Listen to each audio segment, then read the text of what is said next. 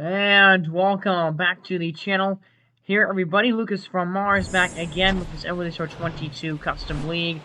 And in this episode, we're going to play with a couple of prospects here, some younger players in the league, and a couple of guys that we just called up recently from the minors as the Sluggers 3-2. Meanwhile, the Spiders there at 3-3, and Julio Rodriguez started the year in AAA and found him on the roster and called him up to the Major League. So he is up here in the Major League. So we are going to player lock with Julio Rodriguez in this game, as well as another player from the Spiders here that we have called up. So these guys, two guys making their MLB debuts here in this episode. And Lance Lynn, the pitcher for the Sluggers series, pitched 9 perfect innings, a shutout in his first game of the season this year. But we're going to go to the bottom of the first, 2 men on here, and 2 men out for Julio Rodriguez. His first Major League at-bat, and of course in real life, one of the top young rookies, or top young players in the entire league. Had an incredible season overall last year, one of the most exciting players around, and he has ground out there. And here's Jeremy Pena for the San Francisco Spiders, making his first plate appearance here of his career. And that 2-2 to him is fouled back to the screen. And so now Lance Lynn will come right back with the 2-2 pitch here again. And it's a line shot, base hit up the middle. And how about that for Jeremy Pena? 6 pitches in to his Major League debut. He has got a base hit, his first Major League hit on his first Major League at-bat, a line drive up the middle. And they're going to keep that baseball for Jeremy Pena. Congratulations to him right here as we get a look at this swing here from Pena. And a good swing that was right there. A good swing timing on a fastball nearer to the knees. But there is the first hit of the year for him. And now we go back to Julio in the bottom of the 4th inning here, with still no score in this ball game. And here comes the first pitch to Rodriguez. It's there for strike 1. Here comes the second pitch to him. Is a swing and a drive out to deep left field. Rodriguez raises his arms, and that ball is gone. Julio Rodriguez with his first Major League big fly. And it's 1-0 St. Louis. In his second at-bat of his career, Julio Rodriguez goes deep. And what a swing by Julio there, and he knew it right away as it goes into the seats there in left field. And, well, there is his teammates congratulating him on that swing, as it's 1-0. So St. Louis here, they get their run in the bottom of the 4th, and we go to the top of the 5th with Pena back up again after the single in his first at bat. So both guys here with a hit and a big time home run for Rodriguez in this one, as racing back to make the catch is the right fielder there. That was a very good play in the outfield, as Raider having to run all the way back there to make that catch. And now we go to the bottom of the 6th inning, and Julio Rodriguez is up again, and still 1-0 ball game, as there's a line drive ground ball right to the second baseman, who does in fact take care of that for the out. Ozzy Albies throws it back over to first base. So we go down to the top of the 7th. 2 down in the inning. Lance Lynn with only 84 pitches to this point in the game. And here's a 1-1 to Pena. Is a swing and has a fly ball. Shallow center, but underneath it there is Harrison Bader. And that is going to end the top of the 7th inning. 7th inning stretch, and a game that's gone by very quickly here. Bottom of the 8th inning, and Rodriguez up again in a 1-0 game. As there's a ground ball over to second base, and they're going to go from second back to first for the out, and a double play brought into by Julio. Not exactly what you want to see there from Rodriguez. But now we go in the top of the 9th inning, and Lance Lynn at only 97 pitches But now, looking for a shutout here, as that is a ground ball over to Anderson to make the play. And, oh man, Lance Lynn looking for 18 shutout innings to start the year, as here's Trey Mancini at the plate. 0-2 on the game for him, and that ball is high for ball 4. So a walk and a base runner. And the home run from Rodriguez, the only run of this game so far. And with Kirk and Sally coming to the plate, they're going to go to the bullpen here. And Lance Lynn goes 8.1 scoreless innings. He has gone 17.1 scoreless frames this season so far. Tip of the cap to the crowd. What a game that he had in this one today. Man, really great performance. And he's off to a really good start this season, as Ryan Tepera comes out of the bullpen. Already has 2 saves this year and has not given up really anything in his 2 innings of play this season. 1-2 is a pop-up back behind the plate. Mitch Garver is there to catch a huge second out here in the 9th inning. Now it's Patrick Wisdom coming to the plate here. 1 for 3 with a single. Earlier in the game, back in the 3rd inning, I think that said. The 0-2 is down low with the slider. Looking for a pitch that Tepera could get a K on right there. It has now a 1-2 count.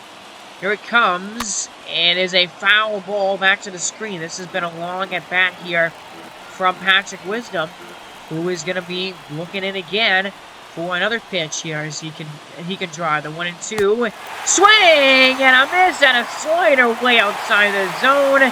And Lance Lynn pitches 8.1 innings. Ryan Tepera finishes the job and shuts the door. And the Sluggers shut out the Spiders today. And a 1-0 final score. Only 2 hits by the Spiders. So I think both of the players that we showcased here actually had a pretty big impact on this ball game, as Julio Rodriguez had that home run back in his second at bat in the 3rd inning, and that was the only run of the entire game. And well, you had Jeremy Pena get 1 of only 2 hits that the Spiders got all game long. So top notable players for both teams here, Jeremy Pena and Julio Rodriguez, only had 1 hit each, but man, those hits were very important in this game when you consider that San Francisco only had 2 hits, and Rodriguez counted for the only RBI of the game. 8.1 innings, 2 hits, and 7 strikeouts with a few walks for Lance Lynn. An excellent start for him as we continue on with these kind of younger player prospect, or not prospect, well, these guys are prospects, I guess, technically, showcases here. Gabriel Moreno from the Vandals. Now, will be starting his first game of the season here today, as well, as he's got very good stats, 60 fielding, 66 arm, and very good ratings there, catching-wise. And then the hitting stats, 62 kind versus lefties, 56 versus righties. The power numbers are, right around a 50 overall. One of the better young catcher, prospects and young guys in the league here at 72 overall and 22 years old. He did not start the season as a catcher for the first 5 games, so that is why he will not have any stats when he comes up to the plate. But I'm figuring, well, why not? The catcher that this team has that was starting, not the best necessarily anyway. Might as well give Gabriel Moreno some starts and some playing time here against Los Angeles Dragons, which stand at 2-2 this season. The Vandals standing at 1-3. And here is Gabriel Moreno making his Major League debut. Here, this one tonight. I love these Vandals jerseys. But there's a look at the top 10 prospects on this farm system and this organization here. Moreno, number 32 in the Major League, making his debut today. Benny Montgomery as well, number 70. Michael McGreevy is the only top 100 prospect, the only other top 100 prospect for the Vandals at 86 in the MLB. Kyle Isbell is there as well. Trey Cabbage, another name to look out for. Edwin Baez, Lincoln Lau, some of those other guys there on that list. But here is Gabriel Moreno up for his first at-bat of this game here in... I don't think this is the Dragons Park, actually, now that I'm looking at it. As that ball falls in for a base hit, and Gabriel Moreno with a single And a little jam shot that bloops in for his first Major League hit of the season. And of his career, in fact. Good job by Moreno. Not the most, super solid of base hits for him on an inside pitch. And, yeah, a little bit late on that swing, but a hit is a hit, and the first one is always hard to get out of the way, so might as well have it be a ball that just plops in there like that. So here is Charlie Blackmon. Chuck Nasty, 4 for 19 this season so far. And that's a swing and a drive by Blackmon into the outfield there, and it's over the diving glove of the outfielder, and it's an RBI ground rule double that bounces over the wall. And so Charlie Blackmon here with his 4th hit, I think, of the season, 4th or 5th hit of the year, and to bring home an RBI to make it 1-0 Vancouver. I was saying that this is not the Dragons' home stadium. I don't know why the game put this game in this different stadium, as there's going to be a run scored, base hit up the middle by J.P. Crawford, and Gabriel Moreno comes home to score, touches home plate for the first time in his Major League career with that hit. As you get a look at Corey Lee, now we didn't show him in this game. He is one of those other, young catcher prospect for the Dragons. Probably will showcase him at some point this year as well. But now it's a 3-3 tie here on the top of the third, as that ball is drilled into the outfield, and there comes a run to score, and they're not going to have a play. Gabriel Moreno with another base hit in his first Major League RBI. Makes it 4-3 Vancouver. And a good swing there on a ball and off-speed pitch driven into the outfield, and man, it's a 4-3 Vancouver lead. And only the 3rd inning, as trying to steal second base is Moreno. Got a pretty decent jump, but they get him out at second base. Not in time to beat out the throw from the catcher. Good job by Corey Lee to pop right up and make that play. Very close play there at second base. And we go into the quick manage, and as I was trying to say, I don't know why this is, I don't know what stadium this is that the game has, Los Angeles playing in, but if you can remember from the opening day episode, I don't think this is the stadium that they play in. So, it does that sometimes. I've noticed that a couple times it just doesn't go into the selected stadiums that you want, especially if you're doing like a player lock scenario. So, it's okay, we'll deal with it here, but this is definitely not the Dragons stadium that I remember from opening day. But either way, that's a swing and a miss and a strikeout. Now, that was a pretty filthy pitch right there, not one you would like to swing at if you're Moreno. 2 for 3 now in the game. A couple of singles and an RBI. And now coming up in the top of the 9th at a 5-3 game. Not much offense since the first few innings, as there's a fly ball. It's deep into center, but on that winning track there, the catch is made, and that is the end of the night for Moreno, unless this game goes later in the extra innings or something, but we'll see what happens here with the offense in the quick manage, as Nick Anderson looking to get his first save of the year, and he does just that. And a 5-3 win for the Vandals, their 2nd win of this season, and both teams now stand at 2-3 on the year. The Dragons shop their 3rd game this season, and the Vancouver Vandals win their 2nd. So a 5-3 final score here. And this one in a pretty decent game, I would say, from Gabriel Moreno, who is not on the Vancouver notable player list for some strange reason. Nolan Arenado had a home run and an RBI in this one, but Moreno here, 2 for 4 with an RBI and a run scored. A pretty decent day for him in his Major League debut, that is for sure. As we go on to one more player lock game here with another young prospect player for the Vancouver Expos, or the Montreal Expos here, excuse me, the Montreal Expos against the Winnipeg Wizards. And again, this is not the Winnipeg Wizards stadium that we showed you on opening day. They did it again here. This is, they're like in the Red Rocks right here, it looks like. But either way, series tied at 1-1 apiece here between these two teams. Last time we saw these teams, that was that crazy 18-6 game where, these 4 runs in 1 inning by Montreal, and Winnipeg just went off with their offense, went crazy. And here's Bryson Scott at batting .222 this season, and doesn't have a home run, doesn't have an RBI yet. So here it comes. The first pitch to him tonight is a grounder over to short, and that's going to be an easy play to get the first out of the top of the first inning. Here, and this one, 2 down in the first. As we go into the quick manage here, and a few walks, and then a great RBI double, and then a 2-run home run by Bryce Harper, who has been absolutely crazy this season. And here, so speaking of absolutely crazy this season, has been Nicholas Castellanos, spending .350 with 7 RBIs already. That is really impressive.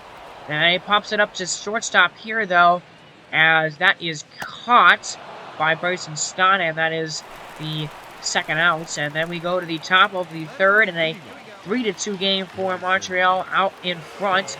Nobody on base, leading off the inning, and it's a grounder, and it's stopped by the second baseman, and it's beaten out by Scott here as he beats that play, and a base hit for him as here comes Joey Votto.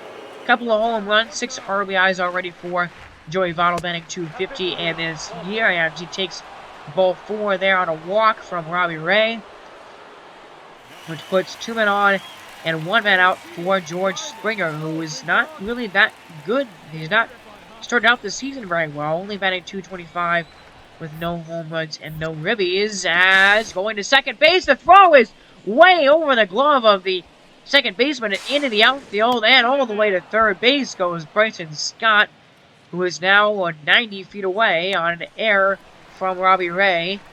Now George Springer looking to take advantage of that right there, and he will with a base hit up the middle or into right field, as there's a single, and Bryson Scott will score the 4th Montreal run here in the 3rd inning, and that's the first RBI of the season for George Springer.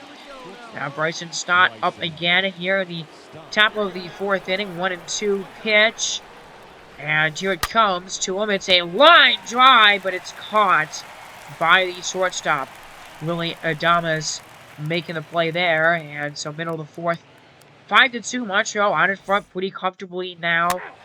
As we go to quick managing again, and Justin Upton bangs a home run, as it's a 5-3 game, but there's 2 runs by Alex Kirilloff there, making it 7-3, and they keep adding on. Roman Quinn bangs a home run, and a 8-3 lead for Montreal. Now a 5-run cushion here as Bryson Scott comes up again. Nobody on base for him, and really any of his at-bats this game, as that's a drive into the gap, and let's see, Scott is going to push it to second base, and only get there easily standing up. Oh, not standing up, he dives or slides in to second base, but without a throw. And Bryson Scott is started his 2nd double of the season, a line drive right back up the middle and into the gap there. Pretty big outfield, apparently, in this created ballpark, in this custom ballpark here. Again, not the actual Winnipeg home stadium, but either way, dealing with it here for this one game, as there's a pop out to Bryce Harper,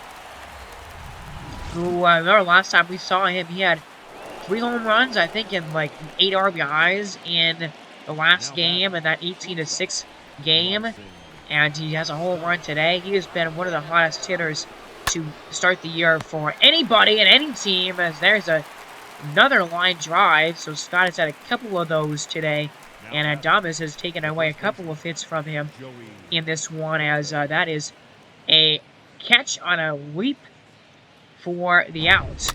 We go back to quick managing here, and Montreal is going to continue adding on. A lot of singles there in a row, and 2 more runs make it 10-3, as Bryson Scott will not come up again in this bowl game, but he will to get it out here in a 10-3 win. An all-around big time and really good victory, it seems like we're going to see from the Expos here, and actually he has a chance to be part of the final out, as a double play ends the game And a complete team victory for Montreal here in this one. Bryson Stott is not going to home run in this one. That's kind of what I was looking for from him, but no home run yet for him this season.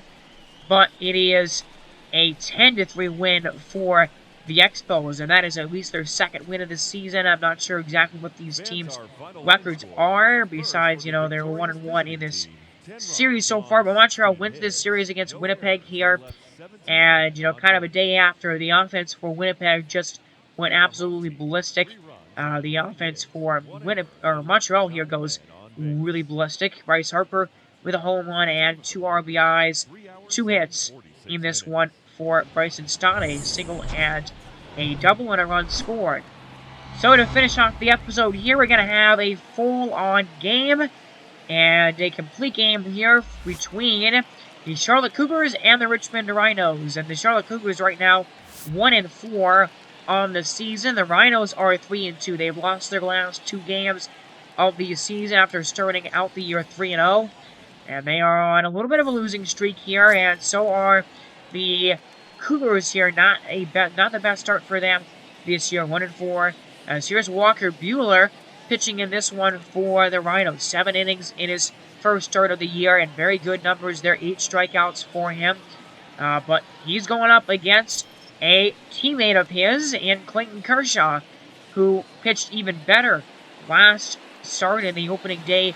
Start 7 innings, 1.29 ERA, 1 or 2 runs allowed, I think, and 11 strikeouts in 7 innings. Very, very good numbers from Clayton Kershaw. So Buehler versus Kershaw here, a matchup that you might not ever see in real life, but a matchup between 2 Dodger pitchers in the major leagues. Now let's go here at the top of the first, and Luis Robert, who pops it up, a little fly ball, flare into the outfield here into left, and that one is caught, so that'll be the end of the inning here in Carmack Stadium, or the first out here in Carmack Stadium. And, well, the reason that this team is 1-4 is look at this lineup right here. The highest average out of anybody on this team is Albert Pujols, who's batting .235.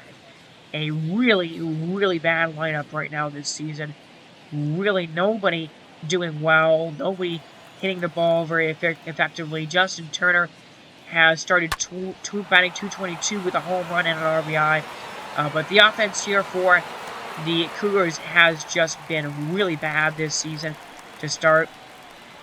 As there's a flare and a catch caught in the outfield here, so nothing happening in the top half of the first inning. Here we go to the bottom half, and here's Jose Iglesias, who takes a ball that looked like a kind of a strike to me, but, you know, I'm not the umpire, I guess, as here's Iglesias, 174 average, a homer, and a couple of RBIs, a 2-2 to him, grounder over to third base, gets one there, and a pretty much tailor-made 5-4-3 double play right there, or 6-4-3 double play, actually. And that is 2 down quickly here in the first inning, just all in a row, right? After one after another, and not sure what I'm saying there, but here's Alex Bregman, who not a great start, 217 on the average. Last time we saw him, he was tying up the game in the 9th inning in the opening, not in the opening day episode, but one of the first 3 episodes that we saw in this franchise, and he lines it out to trade Justin Turner. Oh man, I'm stumbling over my words a little bit now as we go to the top of the second inning. Here's Joey Gallo, batting only 167 this year, 159 homers in 8 seasons. Career-wise for him, 0-2 pitch to him is a swing and a miss on a cutter inside. Great pitch there. The first strikeout of the game for either pitcher. There is Josh Harrison, an RBI, only batting 176 this year. There's a line shot, and it does fall in for a base hit. It's going to roll all the way to the wall, and they're going to get the ball in, but blasting through the stop sign is the runner, going home, and an easy play at the plate is made, as that was a bad decision right there. Not sure why he tried to go home on that, but that is the end of the top of the second inning. Nelson Cruz, not exactly the guy, not one of the best premier speed guys in the league, and he is thrown out at home plate. So we go bottom 2, and it's Frank Schwindel who has been crazy good this season. 381 average and a 1.17 OPS with 2 homers and 5 RBIs. I mean, those stats really speak for themselves. Here, the 1 and 2, though.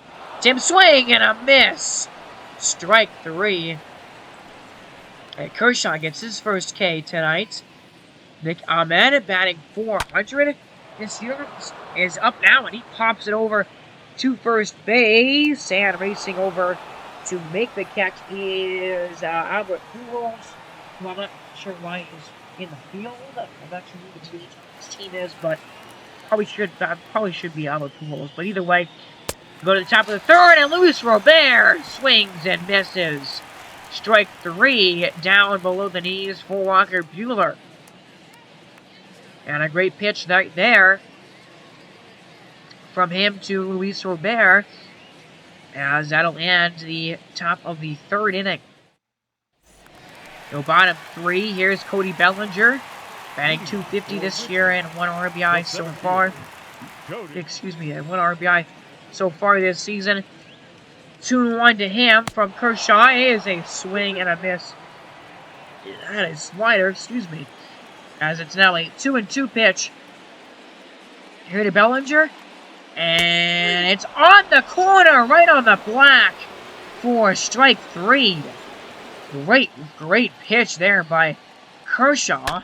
Now a full count is a grounder, and that is another double play. The second one got it into already by Richmond in 3 innings. So we go top 4 now. Clay Dugan is up 1 and 2 to him. It's a swing and a miss. Third strikeout for Buehler. 1 down in the 4th. We go to 2 down in the 4th now, and Joey Gallo swinging late at that fastball there for strike 3 and strikeout number 4 for Walker Buehler. And we do have ourselves a pitcher's duel in this one. No score. Bottom of the 5th coming up here, and Eddie Rosario is the man to start the inning off. Only batting .190 this year. And here comes a 3-1 grounder and a nice stop by Turner, but he's not going to be able to get the out. No play at first base. So there's a base runner, only the second hit of the game for Richmond. Now brings up Nick Ahmed, who takes a ball high. 0 for 1 with that pop-up in the second inning. Still batting .381 on the season. Even after that was recorded. 1 and 2 to him. There's a drive into the gap there, and that ball is down. Nobody near it, as it's going to roll all the way to the wall. Let's see what they do with the runner. They're going to send him to third. Goes Nick Ahmed, and he's not going to get there standing up. No chance to get the runner at home. And Nick Ahmed with an RBI triple, his first of the season. And it is a 1-0 Rhinos lead. Here in the 5th. Great swing there into the gap. And there's a base hit line drive from Cody Bellinger. His second RBI of the year. Makes it 2-0 here in the 5th inning. And man, oh man, a shot right back up the middle. Right back where it came from there. And an exit velo of 110 miles an hour for Cody Bellinger. Hit that ball very hard. Now 2 men on here with still nobody on in the inning for Campusano here, the catcher for the Richmond Rhinos, Luis Campusano.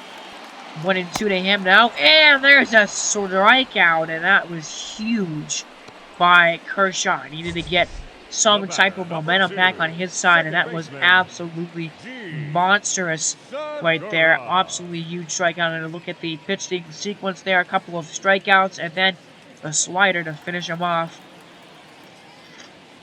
On 5 pitches, grounder, and there's 1, and there is 2. Another double play. The third one of the game. Got it into by the Rhinos, who went in that inning. A few hits in that inning. 3 hits, I think, to be exact, and 2 runs. So, definitely a big 2 spot in this game, especially considering how the pitching has been for the Rhinos so far as we go into the bottom of these 6. And Kershaw is going to get 1 more strikeout. There is number 5, I believe, number 5 or number 6. in this ball game, and a perfect pitch there on the inside corner. So now 2 out in the inning, and here's Frank Schwindel up again. 2-1 to him is a grounder, and that is stopped by Harrison. He picks it back up again and makes the play at first base. A close play there for the one that is made.